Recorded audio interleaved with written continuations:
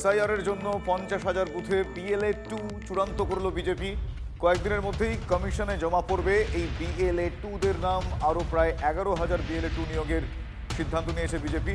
আর BLA-2 তাদের জন্য app ব্যবহার করবে বিজেপি। এখনো পর্যন্ত এ বিষয়ে কী কী তথ্য রয়েছে আমি জানবো। আমার সহকর্মী এই মুহূর্তে রয়েছেন প্রদীপ্ত। BLA-2 নিয়োগ এক্ষেত্রে ধাপে ধাপে তারা কী কী পদক্ষেপ করবেন?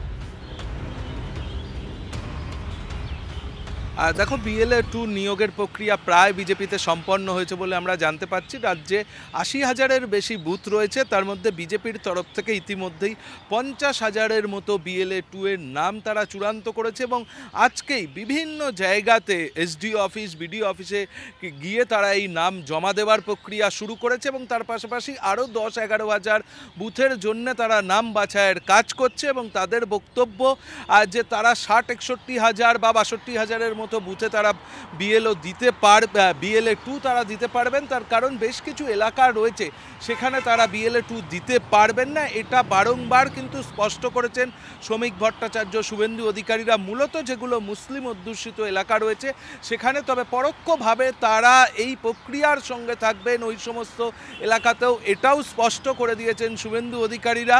এবং এখন দেখার বিষয় যে সত্যিই এটা বিজেপি কতটা পারল। তার কারণ তারা নাম চূড়ান্ত করলেও বহু ক্ষেত্রে এই কথাও শোনা যাচ্ছে বিজেপির অন্দরে যে শুরুতে যে কর্মীরা নাম দিচ্ছে পরবর্তীতে অনেকেই সেই কাজ থেকে নিজেদেরকে সরিয়ে নিয়ে যেতে চাইছে। তো এই যে অ্যাপের কথা বলা হয়েছে, সেই অ্যাপ কিভাবে কোনখান থেকে কারা অপারেট করবেন, সেই অ্যাপ কাদের জন্য ব্যবহার করার সুবিধা পাবেন কারা কারা, সেই বিষয়টা একটু বলবেন কেন?